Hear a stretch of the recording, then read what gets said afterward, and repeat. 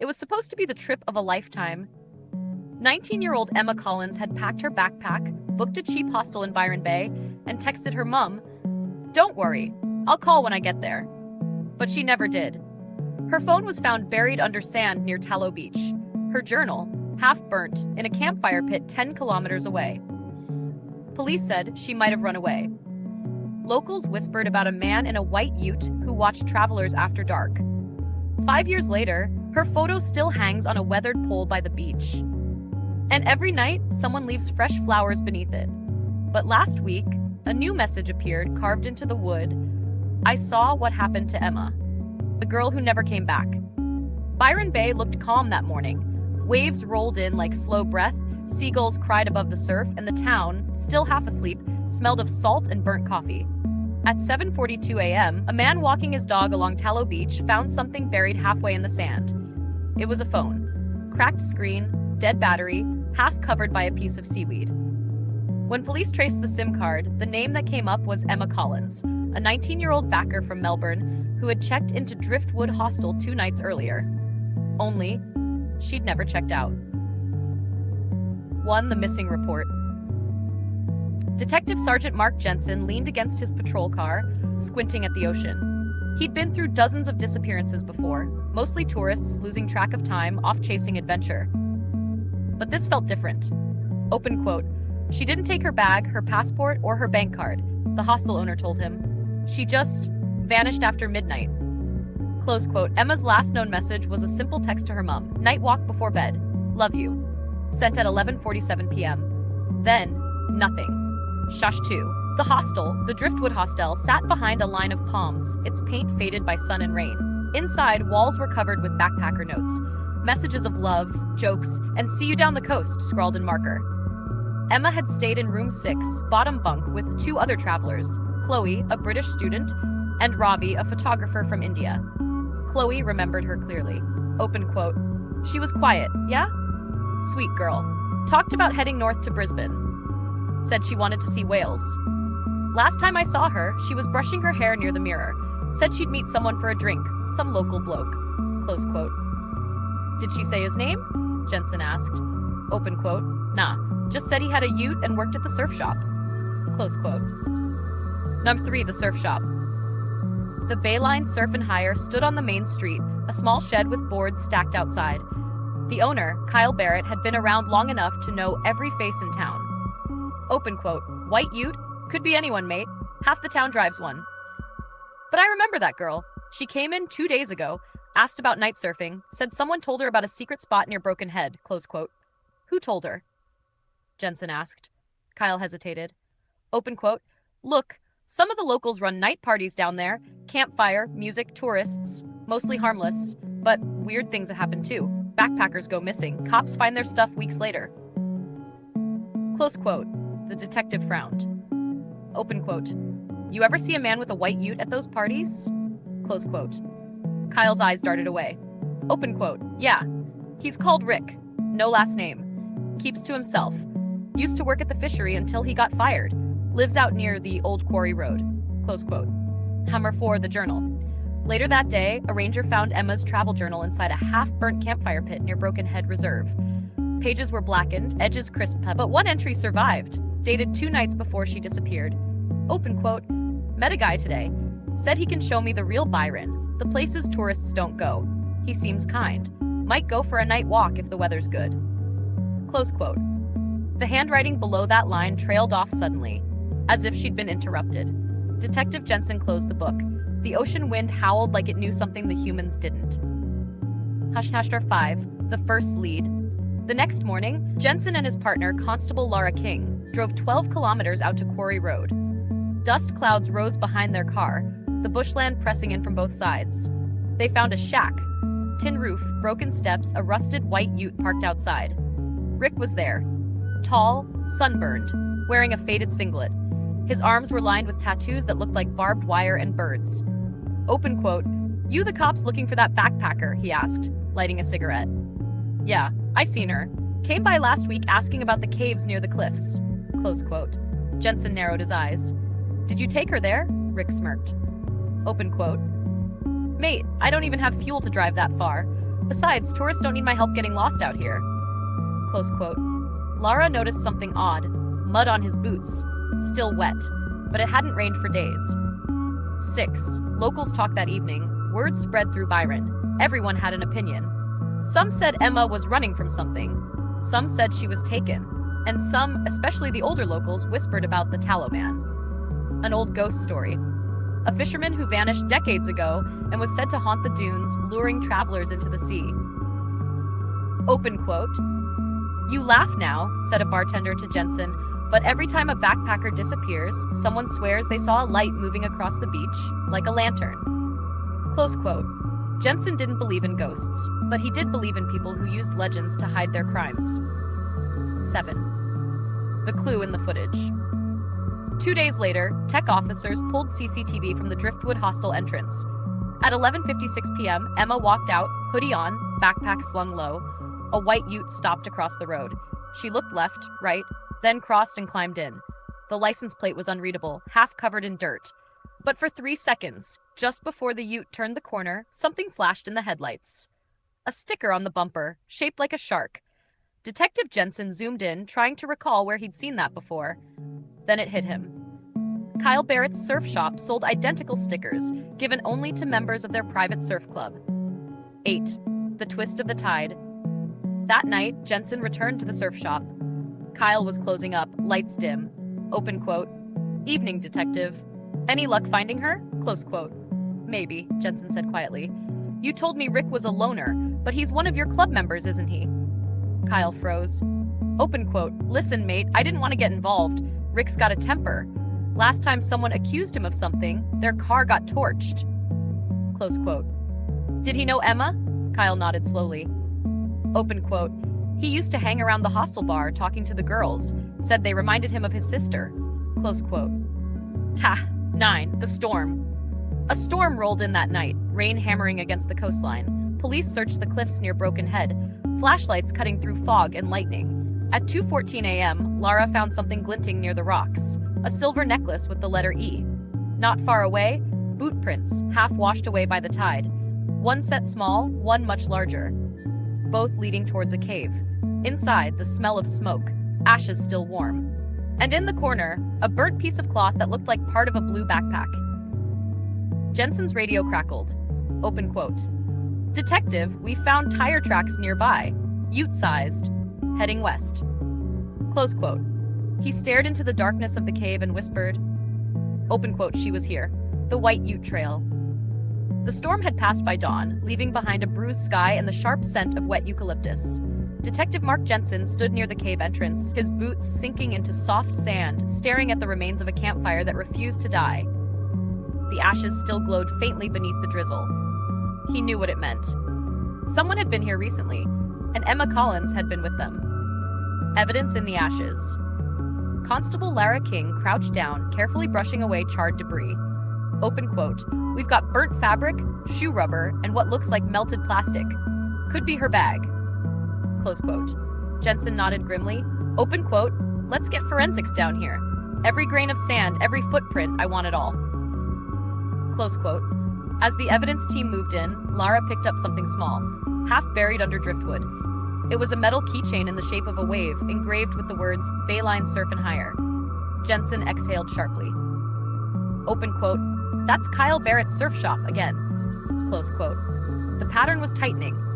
Emma met Rick through someone at that shop, and now, a keychain from the same place sat near the last spot she was seen alive. The locals close in. By midday, Byron Bay's streets buzzed with rumors. The local news ran the headline, Backpacker Mystery, Teen Vanishes After Night Beach Walk. Every cafe, surf shack, and petrol station had the same photo taped to windows. Emma's smiling face under the words, missing. People whispered as Jensen and Lara passed by. Some offered help. Others looked away, pretending not to know anything. At the Driftwood hostel, Chloe sat on the veranda, wrapped in a blanket, eyes red from crying. Open quote. Detective? I remembered something, she said quietly. That night when Emma left, she said, he told me not to bring anyone. I thought she meant a date or something. But, close quote, her voice cracked. Open quote, she looked scared. I just didn't realize it. Close quote. Shnashar 3. The UT, later that afternoon, a call came through. Open quote, "We've located a white ute abandoned off Quarry Road," the dispatcher said. "No plates, mud caked, windows smashed." Close quote. Jensen's heart rate spiked. When they arrived, the vehicle sat half buried under fallen branches, like the forest itself was trying to hide it. The back tray smelled faintly of bleach. Inside the glove compartment, they found a torn receipt from Bayline Surf and Hire, time-stamped 10:02 p.m., 1 hour before Emma vanished. Open quote, "So either Rick's lying," Lara muttered, "or Kyle's involved." Close quote. Jensen ran his torch along the dashboard and froze. Etched faintly into the plastic, almost invisible, were 4 letters scratched by a fingernail, EMMA. 4. The Old Quarry. By nightfall, the search had moved deeper inland, to the abandoned quarry Rick was rumored to live near. The area was known for sinkholes, old mining shafts, and stories of people who wandered too far. The path twisted through the bush, the sound of cicadas thick in the air. Their flashlights caught glimpses of rusted machinery and graffiti-covered rocks. Then they found the shack again. Empty. The ute gone. Inside, a mattress stained with oil, beer bottles scattered on the floor, and a small table with a knife stabbed into its center. Pinned beneath the knife was a torn photo, Emma standing at the Byron Bay lighthouse, smiling at the camera. On the back, scrawled in shaky handwriting, open quote, "She saw the light," close quote. 5. The discovery, Lara's radio crackled suddenly. Open quote, "Detective, we've got something. Drone footage from the cliffs near Broken Head shows movement 2 nights ago, 2 figures heading inland." Close quote. The timestamp matched Emma's last known hours. Jensen leaned over the monitor as the footage replayed. A grainy thermal image of 2 heat signatures. One smaller, one larger, walking through scrub toward the quarry road. Then at frame 39, the smaller figure stopped, the larger one turned back, and the smaller one's heat signature dropped to the ground. Open quote, "Jesus," Jensen muttered. "She fell, or was pushed." Close quote. The area they were headed marked on old maps as Sinkhole Ridge. Nashnar 6. Sinkhole Ridge. Search teams fanned out across the ridge the next morning. The ground was unstable, patches of mud hiding deep hollows beneath. Half an hour in, a sniffer dog barked wildly near a cluster of rocks. There, hidden under leaves and a torn tarp, they found a small campfire circle, still damp from the rain. Beside it lay a notebook. Lara opened it carefully. The first page was filled with short, erratic sentences written in a man's handwriting. Open quote, "They come here to find themselves. But some things should stay lost. She saw what was under the cliffs." Close quote. Hammer 7, the hidden passage. The notebook led them to an opening between 2 massive boulders. Inside, a narrow tunnel wound downwards, cold air rising from below. "Careful," Jensen warned, sliding his torch beam across the jagged stone. After a few meters, the tunnel widened into a chamber, dark, damp, and echoing. There they found more evidence, old sleeping bags, bottles, and a lantern that had BSH carved into its base. Lara's light flickered across something on the wall. Drawings. Stick figures, dozens of them, scratched into stone. One larger figure stood in the middle, surrounded by smaller ones, each with an X through it. Open quote, "What the hell is this place?" she whispered. Close quote. Jensen's jaw clenched. Open quote, "Some kind of hideout, or shrine." Close quote. And then, near the exit, something metallic glimmered. A ring. A silver band engraved with the initials EC. The break. The break that night, Jensen returned to headquarters, rain dripping from his jacket. Forensics confirmed the ring and necklace both belonged to Emma Collins. The burnt fabric matched her backpack brand. But there was something else, a partial fingerprint lifted from the keychain near the cave. It wasn't Rick's. It was Kyle Barrett's. To 9, the interrogation. The next morning, they brought Kyle in. He tried to act casual, even smiled for the camera. Open quote, "Detective, you're wasting your time. I sold hundreds of those keychains." Close quote. "Maybe," Jensen replied, "but you didn't sell them covered in blood." Kyle's face paled. Jensen slid photos across the table, the cave, the keychain, the ring. Open quote, "You lied about Rick. You two worked together. You lured tourists to those cliffs." Close quote, Kyle slammed his fist down. Open quote, "No. Rick went too far. He said she found the tunnels, said she was going to tell the cops." "What? Tell them what?" Kyle's voice cracked. Open quote, "About the others, the missing ones, the ones we buried near the old quarry." Close quote. 10. The twist. Jensen leaned forward slowly. Open quote. So Rick killed her? Close quote. Kyle shook his head, trembling. Open quote. He tried to, but she wasn't dead when he left her. She crawled away, said she'd show everyone the light. Close quote. Meaning what? Lara asked. Kyle stared at the floor. Open quote. There's a cave under the cliffs. Locals call it the lighthouse hole. When the moon hits the water just right, it shines through the tunnel like a spotlight. Rick said whoever sees it doesn't come back. Close quote. Jensen felt a chill crawl up his neck. Open quote. You're saying she's still out there? Close quote. Kyle whispered. Open quote. If she saw the light, maybe. Close quote. The room fell silent. Outside, thunder rolled over the horizon again. Jensen looked out the window toward the distant ocean. In the reflection, lightning flashed, and for a brief second it looked like a figure was standing by the shoreline, watching. The lighthouse hole. The storm had rolled back in, angrier than before. Lightning flashed over Byron's cliffs, splitting the night sky in half. Detective Mark Jensen tightened his raincoat as he and Constable Lara King trudged toward Broken Head Reserve, the wind screaming through the trees. They weren't just looking for Rick anymore. They were chasing a ghost story that suddenly felt very, very real. The confession's aftertaste. Kyle Barrett sat behind bars, trembling under the fluorescent light of the interview cell. His voice still echoed in Jensen's head. Open quote. If she saw the light, maybe she's still out there. Close quote. Emma Collins, 19, missing for 5 days. And now, according to a terrified surf shop owner, she had seen something. Something that made grown men hide behind legends. Lara glanced at Jensen as they walked through the mud. Open quote. You believe him? Close quote. I believe he's scared, Jensen muttered. And scared people don't lie well. Nash 2. Tracks by the cliffs. They reached the edge of the cliffs just after midnight. Waves slammed the rocks far below, spraying salt into the air. The moon was veiled by clouds, except for a faint glow over the sea. Lara's flashlight caught a trail of footprints in the sand. 2 sets again, one large, one smaller. They followed them until the smaller ones stopped near cliff boulders. The larger set turned away. Jensen crouched down, brushing aside seaweed. Something metallic winked under the sand, a torch, waterlogged but still faintly blinking red. Open quote. Police issue, Lara said softly. Same model we gave the search volunteers last week. Close quote. Which means Rick might have been watching them too, Jensen replied. 3. The tunnel beneath. The opening to the tunnel lay half hidden behind the rocks, just as Kyle described, a crack leading down into blackness. The air that came from it was cold and wet, like the inside of a tomb. Jensen turned to Lara. Open quote. You sure about this? Close quote. She nodded. If Emma's down there, we find her. Or what's left of her. They descended slowly. The path twisted downward, slick with moss and seawater. The sound of the ocean grew louder, not distant anymore, but underneath them. After about 20 meters, the passage widened into a chamber.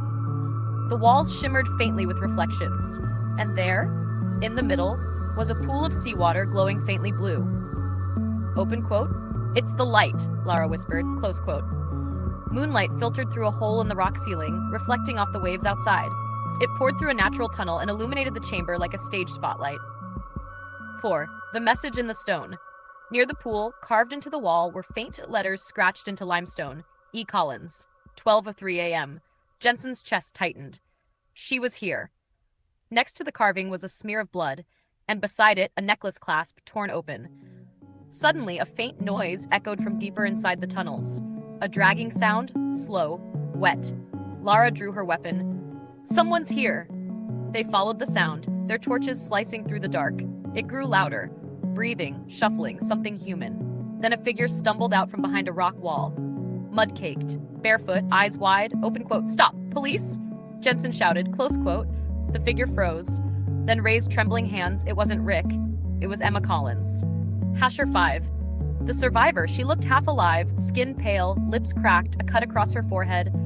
Her clothes torn and soaked in salt water. Emma, Lara said softly, lowering her gun. You're safe now. We're here to help. Emma flinched at the sound, shaking her head violently. Open quote. No, he's here, he's down there. Close quote. Who? Jensen asked. Her voice was barely a whisper. Open quote, Rick. He said the sea keeps secrets. He said the light shows him who to take. Close quote. Her gaze darted to the glowing pool. Open quote. He tried to throw me in, but I hid. I've been hiding for days. Close quote. Jensen's heart pounded. He's still in the tunnels? She nodded, tears cutting tracks through the dirt on her face. Nashler 6. The hunter appears. A sound cracked through the chamber, metal scraping stone. Then footsteps. Heavy. Confident. From the shadows of the deeper passage, Rick emerged. His face was streaked with grime, his eyes glinting with a strange, almost religious intensity. Open quote. You shouldn't have brought the light here, he growled. It shows everything. Close quote. Jensen raised his weapon. Rick, it's over. Drop whatever's in your hand. Rick smiled, a terrible hollow smile. Open quote. You think I'm afraid? The sea forgives me. It takes what doesn't belong here. Close quote. He lunged. A gunshot cracked through the tunnel. The sound bounced off stone like thunder underwater. Rick stumbled back, clutching his shoulder. Blood bloomed across his shirt. Lara held her pistol steady, jaw set. Open quote. I said drop it. Close quote. Rick fell to his knees, laughing hoarsely. Open quote. She saw the light. Now you will too. Close quote. He turned, and before Jensen could stop him, he threw himself into the glowing pool. The water hissed, churned, then went still. When Jensen leaned over the edge, Rick was gone. No body, no trace, just ripples fading into darkness. Nash 7. The escape. Lara wrapped a blanket around Emma as they guided her out of the tunnels. Outside, the storm had quieted to a misty drizzle. Dawn was breaking, faint pink light washing over the ocean. Emma trembled as paramedics checked her vitals. Open quote. He said the sea wanted me, she murmured. Said it takes those who don't belong, the travelers, the lost ones. He said he was just helping it. Close quote. Jensen exchanged a glance with Lara. Open quote. He's dead, Lara said gently. He can't hurt you now. Close quote. Emma stared out toward the horizon. Open quote. That's what they said about the others. Close quote. 8. The vanishing mirror. 2 days later, divers searched the underwater tunnel below the cliffs. They found Rick's knife, his torch, and a tattered piece of his shirt wedged in the rocks. But no body. The current beneath the cliffs was fierce, enough to drag anything straight out to sea. Still, locals swore that on quiet nights they could hear someone sing beneath the waves. 9. The interview. A week after her rescue, Emma sat across from Jensen in the hospital interview room. Her voice was steadier now, but her eyes had a faraway look. Open quote. You said he talked about others, Jensen asked gently. Did you see them? Close quote. She hesitated.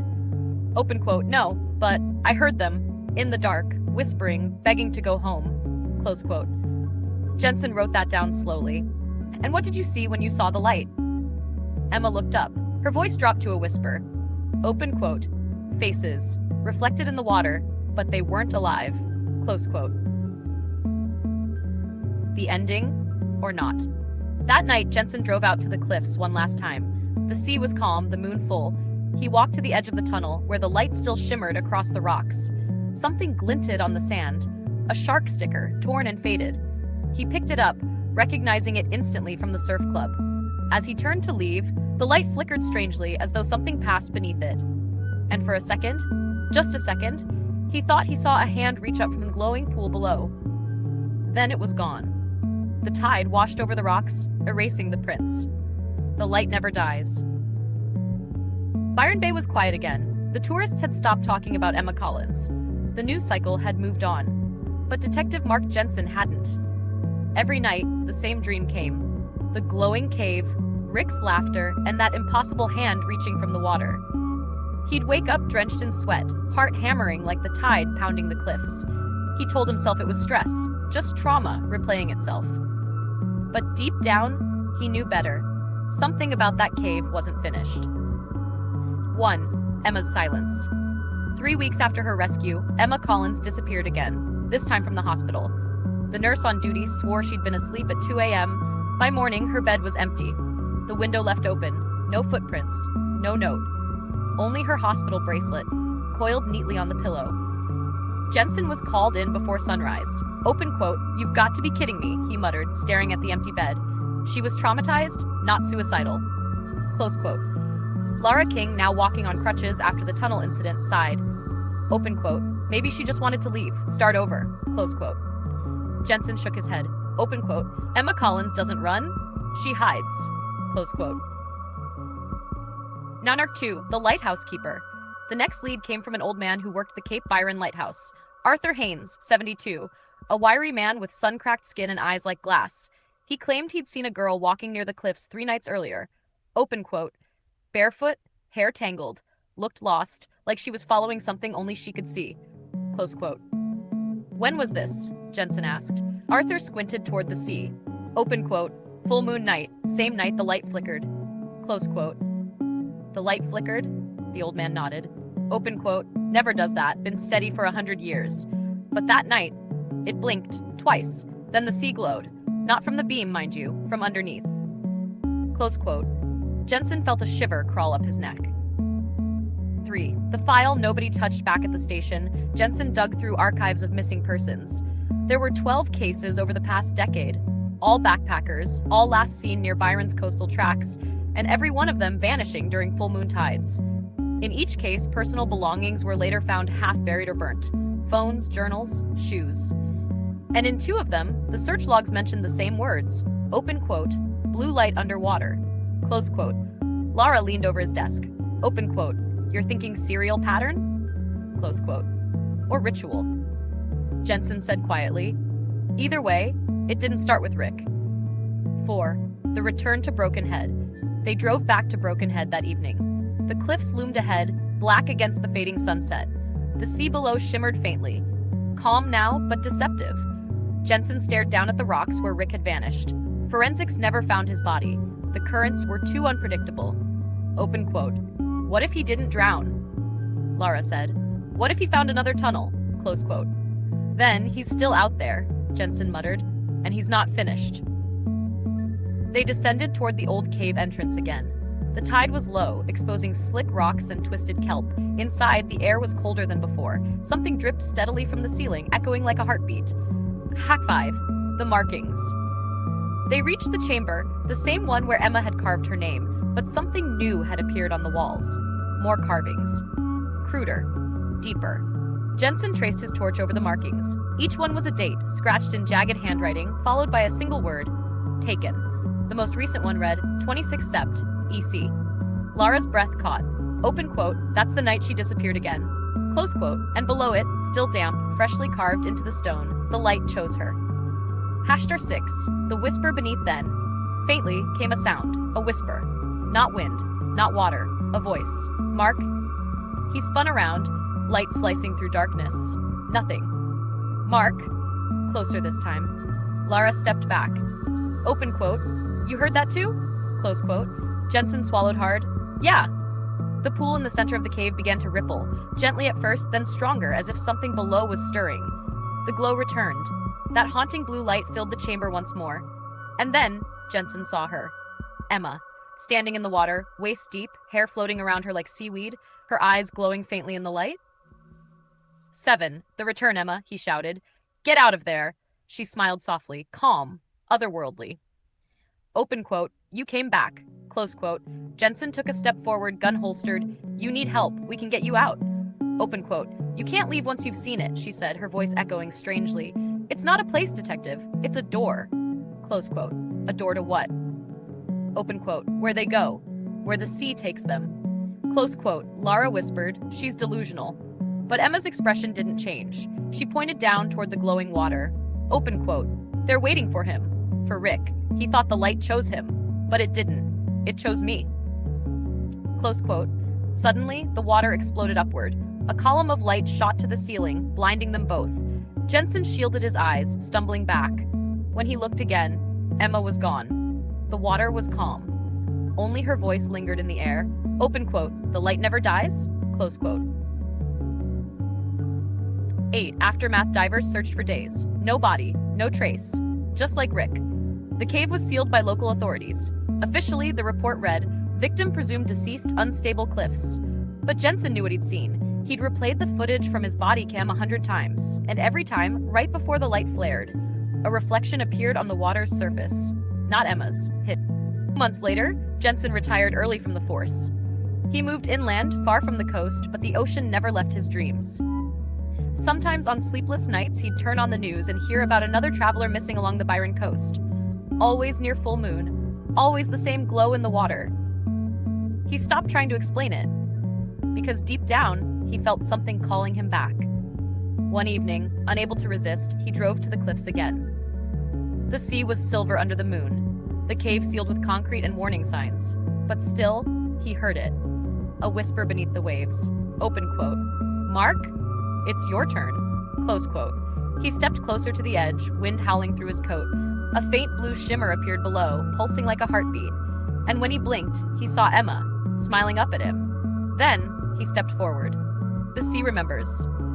The ocean never keeps secrets. It just waits, patient, ancient, for the right tide to bring them back. 3 months after Detective Mark Jensen vanished from the cliffs of Byron Bay, the waves began to whisper again. First came the fishermen's stories, strange lights pulsing beneath the surface. Then, the divers found something they couldn't explain. 1. The dive. The team that went down that morning wasn't police. It was a private marine recovery unit hired quietly by the state. Officially, they were there to survey reef damage. Unofficially, they were searching for evidence from the Collins disappearance, and anything that could explain the glow the satellites kept detecting from orbit. The lead diver, Tom Rollins, was a practical man. 30 years on the job, no patience for ghost stories. At 10:42 a.m., he and his team descended into the deep trench just off Broken Head. Visibility minimal, pressure rising. And there, faint at first, came that blue light. Open quote. "You seeing that?" Tom said over comms. "Copy. Looks like it's moving," replied his partner. Close quote. The light wasn't static. It swirled, pulsing in rhythmic waves, forming a perfect circle across the seafloor. They approached. Cameras rolling. Inside the glow lay something metallic, half-buried, barnacle-crusted, a door. The door below. It looked ancient, carved into the rock itself. Around the frame were symbols, identical to those found in Emma Collins' journal. A spiral, a wave, a pair of eyes. Tom reached out, brushing away sand. Suddenly, the light intensified, flooding the trench. Static filled the comms. Open quote. "Base, do you read?" "Zzzt. Reading you, Tom. What's your status?" "There's something down here, like a chamber entrance." Close quote. Then silence. The feed cut to static. On the surface, the crew waited, eyes glued to the monitors. For 7 full minutes, nothing. Then, one by one, the divers reappeared. All except Tom. The recording sang. The footage recovered from Tom's body cam was later flagged as restricted evidence. But one clip leaked online a month later, titled "The Light at Byron." It showed a trembling camera descending through murky water, the glowing door, and then a shape emerging from behind it. Not human. Long hair floating, eyes like fire beneath the sea. When the clip cut off, a single frame remained, Tom's face frozen in terror, and reflected in his mask, a figure smiling back. Authorities called it fabrication. Locals didn't believe them. Number 4. Lara returns. Detective Lara King couldn't sleep after seeing that video. She'd left the force, moved to Brisbane, and tried to start fresh. But when she heard about the divers, she packed her car and drove back south. She parked near the cliffs, now fenced off with warning signs. No entry. Unstable area. The ocean was calm. Too calm. She walked to the edge, whispering to herself, open quote, "You're not here, Mark. You're gone. It's over." Close quote. But then from below, a faint hum rose, like the sea was breathing. She stepped closer and saw it. A flicker of blue light beneath the waves, circling slowly. Open quote. No, because in that shimmer, she could see faces. Dozens of them. Dozens of them. Emma, Rick, and Mark, all staring up. The lighthouse. The lighthouse. Lara rushed to the old Cape Byron lighthouse, the place Arthur Haynes once guarded. He was still there, sitting by the lens, polishing the glass. Open quote. "You came back," he said without turning. Close quote. Open quote. "The lights are active again," she said. "You knew this would happen." Close quote. Arthur sighed, hands trembling. Open quote. "That glow isn't from the sea, love. It's from under it. Before the towns, before us, the Bundjalung people spoke of it. They called it the breath below, a place where the ocean remembers the lost." Close quote. Lara frowned. Open quote. "A myth." Close quote. He nodded slowly. Open quote. "Until the first backpackers went missing, then it stopped being a story." Close quote. Nar 6. The hidden journal. Arthur handed her a waterproof case, faded, cracked. Inside, Emma Collins' original journal, the one thought to have been lost in the flood tunnel. The final entry read, open quote, "It's not drowning, it's crossing. The light isn't death, it's memory. The sea keeps what the land forgets." Close quote. Below it, a sketch, the same spiral and eyes, and at the bottom, written in what looked like smeared salt, open quote, "When it calls again, one must follow." Close quote. #7. The second descent. That night, Lara broke through the coastal barrier. The tide was high, the cliffs glistening with spray. She carried her old torch and waterproof recorder. Open quote, "For the record," she said, her voice shaking. Detective Lara King, unofficial investigation into the Collins and Jensen disappearances. Entering the cave now. Close quote. Inside, the air hummed faintly, the same vibration Jensen once described. She reached the pool, still glowing, still alive. The voice came again. Open quote, "Lara," close quote. Open quote, "Mark," close quote. A silhouette shimmered in the water, faint, waving gently. Open quote, "You can't save us," the voice said. "You can only join us." Close quote. Open quote, "Where are you?" she cried. Close quote. Open quote, "Where we belong." Close quote.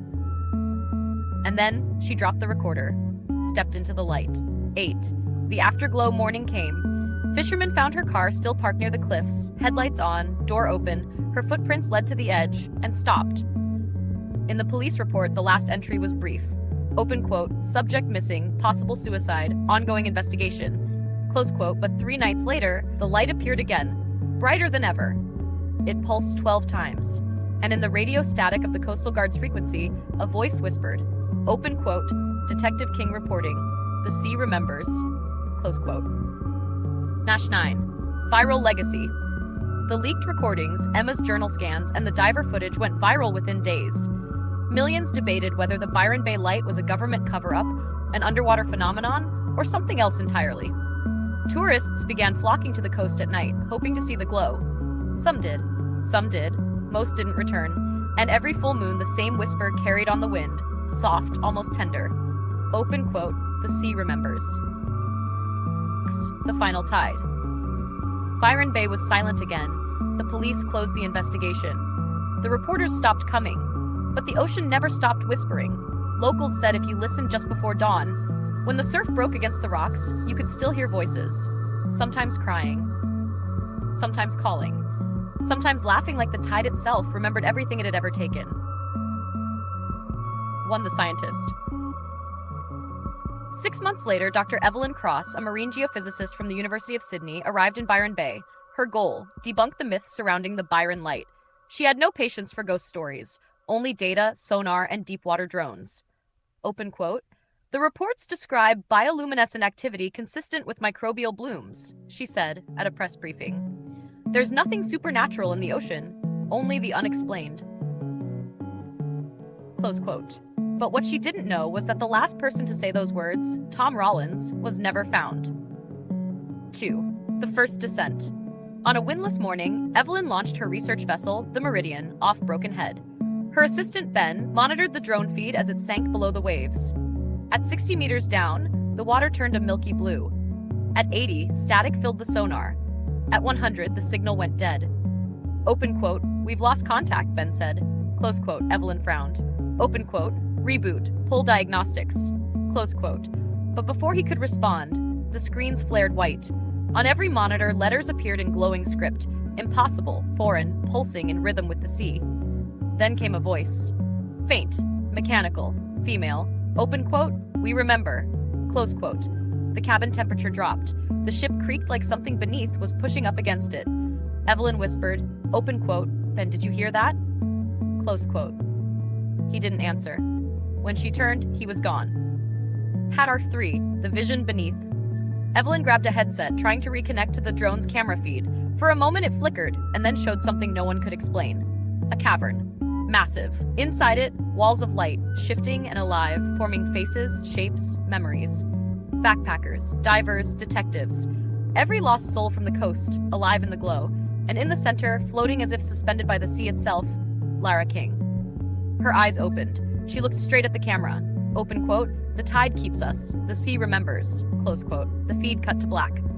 Chatter 4, the tapes. When the Meridian returned to shore, Evelyn was alone. disoriented, barefoot, clothes soaked in salt. No sign of Ben. No memory of what happened. All she had was a waterproof case. Inside it, a single flash drive labeled Tide 6. The footage showed 6 minutes of silence, then a voice. Male. Calm. Open quote. Detective Mark Jensen reporting. Close quote. He was underwater, no breathing apparatus, yet speaking clearly, like sound itself traveled differently there. Open quote. This is not death. It's not heaven or hell. It's something in between. The ocean, it collects what's lost. People, time, memory. When the light chooses you, you don't drown. You dissolve. Close quote. His face shifted in the current, younger, peaceful. Open quote. If you find this, tell them. The sea remembers us all. Close quote, then static. Hammer 5. The warning. Evelyn turned the recording over to the authorities. Within days, the government declared Byron's entire southern coastline a restricted marine zone due to seismic instability. All access prohibited. All data sealed. But online, conspiracy channels spread the footage like wildfire. The Sea Remembers trended for weeks. Tourists tried sneaking past the barriers, desperate for a glimpse of the glow. Most returned with nothing but eerie silence. A few never returned at all. 6. The final storm. One night, a storm rolled across Byron Bay, the kind that feels ancient, like the sky itself remembers what it once was. Lightning struck the cliffs, splitting stone and sea apart. When morning came, the ocean had receded unusually far. For the first time in decades, the door beneath the water was visible, cracked open, pulsing faintly with light. 7. The return. Evelyn stood at the edge of the exposed reef, camera in hand, recording everything. The air felt electric, charged. Voices echoed faintly from the open doorway, hundreds overlapping, whispering, calling her name. Open quote. Evelyn. Close quote. She stepped closer. Sand shifted beneath her feet. The glow brightened. Open quote. Join us. Close quote. For a moment she saw them, all of them. Emma, Rick, Tom, Lara, Mark, all standing beyond the doorway, smiling, their reflections shimmering in the water like ghosts made of light. Open quote. We remember you, said Emma. Close quote. Evelyn's tears mixed with sea spray. Open quote. What are you? She whispered. Close quote. Mark answered softly. Open quote. The part of the ocean that dreams. Close quote. And then the tide rushed back. The camera tumbled into the surf. The doorway sealed once more, and the sea went silent. 8. The legacy. Months later, the footage surfaced again, anonymously uploaded to a dark web archive titled The Final Tide. Scientists dismissed it as deepfake. Believers called it proof. Locals called it a warning. But those who lived near the coast noticed one thing. After that night, the ocean glowed every full moon just for a moment, like it was remembering something beautiful or tragic, or both. And if you stood on the cliffs of Broken Head long enough, you could still hear the whispers through the wind. Open quote. The sea remembers. Close quote. 9. The last message. A year later, the Byron Bay Council received a sealed letter. No return address, just salt stains and faded handwriting, inside a single page. Open quote. If you're reading this, don't fear the ocean. Fear forgetting it, because once it remembers you, it never lets go. Detective Mark Jensen. Close quote. The letter ended with a small sketch of a spiral, the same symbol from Emma's journal, and beneath it, 3 words, carved deep into the page like a tide mark that would never fade. Open quote. The light chose us.